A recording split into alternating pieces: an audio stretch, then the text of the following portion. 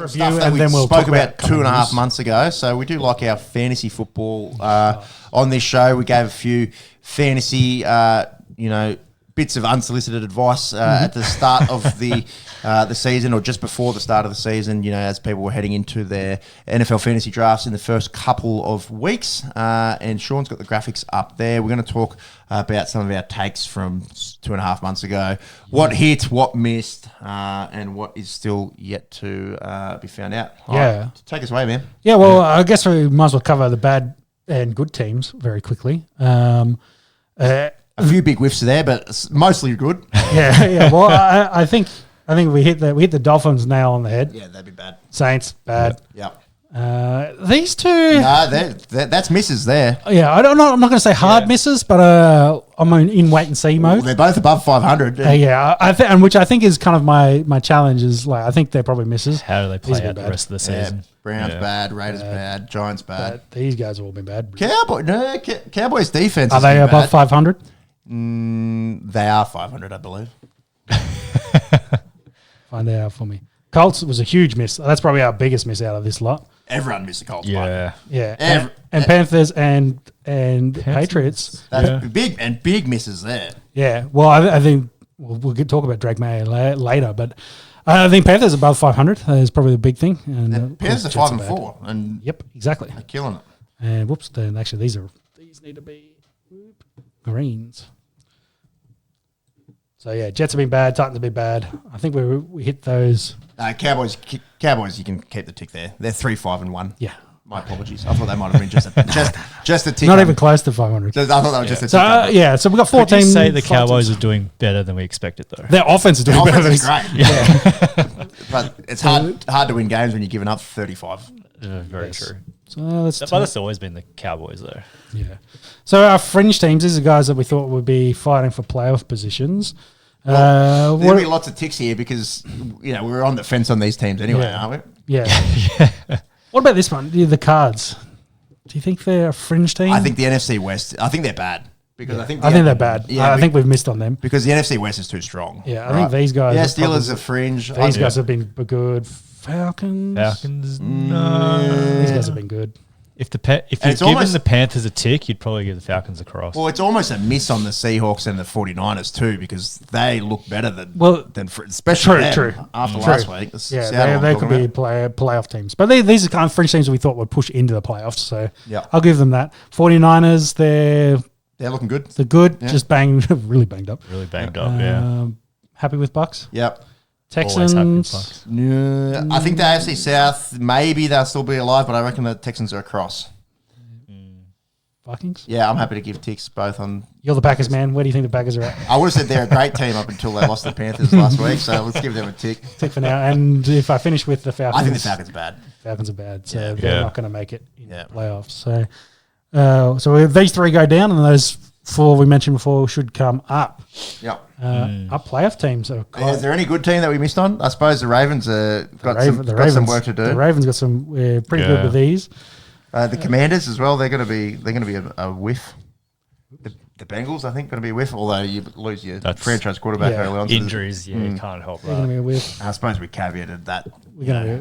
With any franchise quarterback. Well, change things. Well, I've just put 3 crosses on. What do they all have in common? Lost quarterback. Lost quarterback.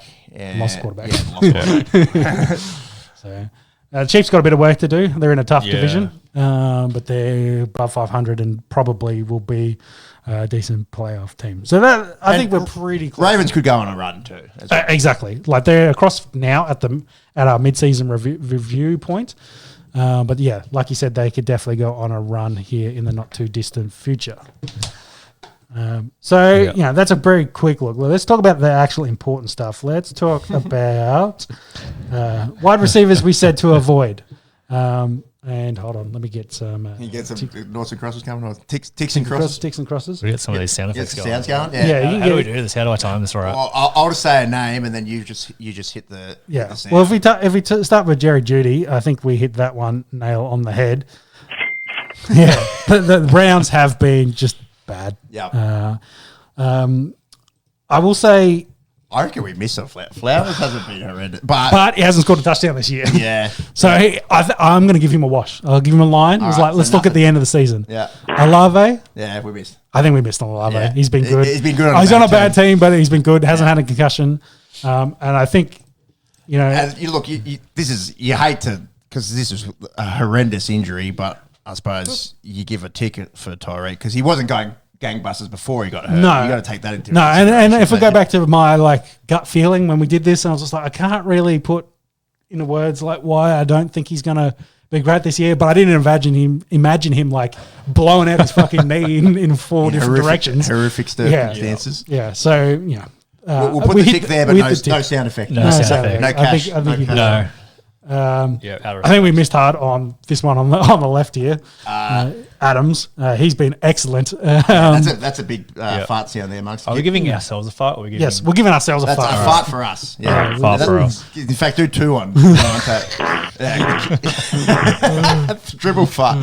He's scored 8 touchdowns.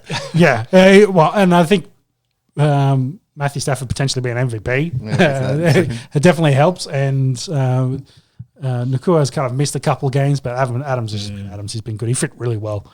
So big miss by us. You've seen some of those red zone routes that he's running. Yeah. He looks like he's still 24 with exactly. That release. What do you think about DJ Moore? I think that's fair. He hasn't been the number 1 receiver for them. Yeah, exactly. He's definitely been that guy. It could be a bit of a wash, but yeah, they just have too many weapons there. I think is the big issue. Too many mouths to feed. Yeah. Give it the cash. Guys, the draft. I think we hit 3 out of the 4 here. I'm going to say London's been pretty good late, started slow. No, that's cash, man. He caught 3 touchdowns last week. Exactly. Rice, been good since he's been back. He's number 1 receiver there. He's going to get that. And with Hill getting hurt, I think Waddle's been great. He's been averaging all the targets and that. What about your boy, Brian Thomas Jr.? He has been hurt. Underwhelming, but hurt out this weekend. Ankle. Missing the ankle this week. I think he started the season playing through a wrist injury, then he had the shoulder and a hip, and now he has an ankle. Banged up. He's banged up. Lots of drops, but... Well, if you've got a bad wrist, it's probably a bit hard to catch football. So, because the 1 week he was right and he scored big was, I think the 1 week he was kind of healthy. He'd gotten over all his injuries. But yeah, now he's kind of hit back in the mist. So I think these guys were all really, really good. Missed on the Brian Thomas. Ooh, double miss here, maybe? I feel like Dunze's like probably pretty okay. He's been good, in the red zone, so probably he goes okay there. Myers, I think that Raiders team's just been... Yeah, it's a big miss. It'll be interesting to see how he goes in Jacksonville. Considering Thomas is out, Hunter also out. Yeah. Washington's probably his only competition. He probably should do right. The rookies, I think... Ibuka's massive tick before he got it. Yeah, it's probably like this. Higgins, just can't... They're playing too many old men over there at Houston. And Harris is getting more involved as they're kind of getting down a little bit. Allen's kind of been dropping off. Harris getting more involved. But at this point, he's a no. So, no cash, no. All right, let's do some running backs. All right, so we talked about the offensive line. We talked about the offensive line. I think this is pretty much bang on for this season as well. So do I have all my ticks? Now, I was listening back. When we spoke about Genty, it was not that we didn't think he was going to be a good player, but just when you were considering his ADP in Snake Draft was first round, I think we were right there because he's running back 9 at the moment. Yeah. I think all the things we said, offensive line bad, team bad. Yeah. He's going to be a challenge. We think he's an excellent player. The talent is there. The talent is definitely there. But having said that, he's just on such a bad team that it's going to be a challenge for that to be successful. So hit that. Having said that, who do you think the leader rusher for rookies is? Genty. By a yard over this mate, over Jenkins, who, again, I don't think largely has been great.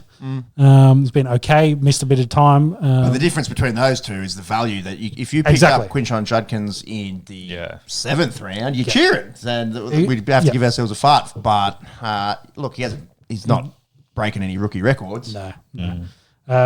Pollard, been pretty sticky. They've been bad. And Henderson's done nothing up to this point. He might get some more now. To delete the cross then. We're giving ourselves 4 cashes there. And again, with the caveat that you had to take Genty, essentially in the first round. And so far through this season, I don't think you've got that value. He's not a first rounder. We'll see how the back end of the season is and if we can put some big points on. But, yeah, at this point, that's where we're at.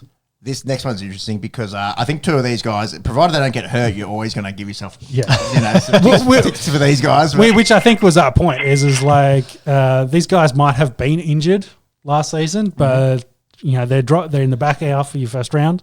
Their value, you still should pick them up. I think we hit on Dobbins as well. He's been pretty good as the number one there for Denver. And I think Jordan Mason was pretty good kind of pick with Jones kind of getting injured. He just probably hasn't given you as many points as you want. So it's almost. I think he's a wash at this stage. We'll leave him. You go and push on Mason. With Jones getting hurt, I really thought he was going to become a bit of a star, and he hasn't really lived up to that. Also, they lost the quarterback at roughly the same time. And true. Yeah. Well, let's see how their back half of the year goes with JJ McCarthy back there. Yeah. I need to grab some crosses. I mean, you ready for some fart sounds? Because there's a few coming up. Yeah. I'd say losing McCarthy, you should have seen a bit of, and Jones as well. You would have thought you'd see some production, but yeah, but they're a passing team though. They've got the wide receiver talent. If you're the dude and you're still not getting reasonable numbers, I don't know. It's closer to. He was getting some return. Yeah, I think I'm agreed to you. It's cross, but that's right. I'll leave it as a wash. There's about to be a few crosses in. He's on my fantasy team, and you see how well I'm going. So both him and Jones, yeah. Well, I will say I think this was probably a tick until he got hurt. Yep. He was doing really well, so it might be a bit of a wash. You stash him for next year. I think RJ Harvey, I'm going to wash it for now because for the exact reason of what I said is Dobbins will start off early. And we'll see how the season goes, whether his carries and stuff goes down and Harvey takes off. But you watch Denver each week. They're using them completely different, right? The Dobbins is the 15 carries a game, doesn't catch the ball out of the backfield, never in there in third down. And then this guy's who's scoring the touchdowns? He's had 4 in the last 2 weeks. So tick him up. I think we're close to tick, maybe wash, give it a couple more weeks and see if he takes on more of that role. But it's very. I don't have a wash sound effect. Yeah, it's nothing. But his role is very much the same as what we've talked about, which is so his role is very similar to what Alvin Kamara's role was year one, which is not a lot of rush yards, a lot of involvement in the passing game. So we'll see where here is long term, but that's where it is. Big time cross. Had like 10 snaps, I think, so far this season. That kickoff killed him because he didn't know the rule. He's been in the doghouse ever Collins since. Blowing up and hasn't really recovered from the kickoff fiasco. Yeah. Obviously, as well, different stories there with Hampton. You would have had to use a fair bit of draft capital for him, whereas Harvey and Johnson, you could have taken some late round flyers on there. So Harvey's probably getting your return on flyers, but Johnson's a big whiff. Tootin and Blue is the backup at the moment, so he's probably more a handcuff. But so far this year, he's given you nothing. Yeah, and Tootin's probably the exact same story. Yeah, that's double farts there, I think. Yeah, exact same story. Again, you weren't using high picks on these. This was a throw a dart at them in the 13th or 14th round, but zero return on investment. Yeah. This bloke could be league winner if anything happens to Williams. Well, so not many people thought he was going to be as good as he's been. No. Just stepped straight in. Yeah, straight into that role. Well, and I guess the Cowboys' offense has been better with Dak back there, and they've been overall very, very good. All right, let's talk some tight ends.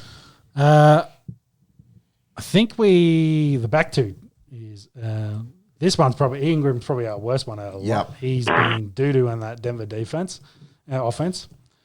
Andrews, I'm going to give him he's hot and cold. I'm giving him a wash. He scores touchdowns, bulk touchdown steal, but he's probably Lamar dependent. Yep. Without him, they kind of go away. These two. Big time ticks and before the ACL, and we'll talk about Tucker Kraft in just a second. Absolutely devastated as a Packers fan to see him do his ACL last week, and then big time tick. How good's Tyler Warren been? Straight away, very very good. Big part of the Colts' success. Quarterbacks. I think there's a few ticks upcoming through here. In fact, I think Well, I might. Well, start with Nix and May are big ticks, aren't they? Definitely. Yeah, I think so. Probably May's in the MVP conversation. Exactly. Yeah, big tick there. I think Nix is. Yep. You probably want to see more offensive output out of Denver, but he's return fantasy game points to get through on Thursday night. I'm going to leave Jalen as a wash. considering he was my deep sleeper if anything happens to Sam Darnold, which still might happen. But Darnold's not getting dropped anytime soon. This is injury only. Yeah. And Brock Purdy's probably a miss purely for the fact he's been injured. He's been hurt. Yeah. So, all right. So yeah, pretty happy.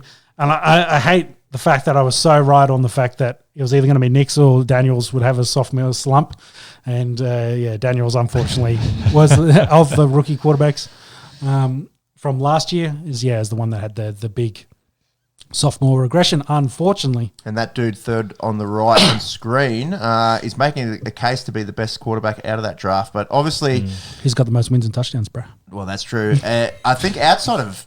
McCarthy's still got to prove himself, doesn't he? Yeah, well, I think you love the growth from Williams. He's got all the weapons. Looking good. Still looks pretty solid. Yep. Want to turn that into wins eventually. Yep. Daniels, I think, still talented, but slump, injured a lot. Yep. Who was after that? Penix? Is he next? No, Drake was next. Drake, taking a big leap. Good. I think having McDaniels there as his OC's helped, and a good head coach and Vrabel, that team's kind of turned around. And then Penix was taken 8th overall, 4th quarterback. Yeah, Penix has looked. Oh, he's looked better than Kirk Cousins. Put it that way. Yeah. But I think that Falcons team still needs proving, and he probably needs to prove. Mm-hmm. And then Nix is a big tick. Yeah, JJ McCarthy's looked better since being back, but again, he hasn't played really enough to cement his spot. And then Nix has done the best out of the lot. That draft, I think, those quarterbacks will go down as all time. You reckon? You calling it? Well, if they can keep this trajectory and these guys play more playoffs, then I can definitely see. But give it 3 years and they all could be traded over or else and have won nothing. Like it's a cruel game. It is the not for long league. So is that it for positions? Yeah, that's it. That's our recap of what we thought. So what are we shooting? I reckon we're above 50%. Yeah, above 500. I don't think we were quite 75. I reckon we should. I think our RBs, we killed it on the fucking RBs. 2/3 maybe. Got them all in a wash here. Also, not red hot takes on Sam Steele or JT, but there was value. Easy, value. I got JT in the start of the second round. I think. Yeah. So, very very interesting there for us. Let's go.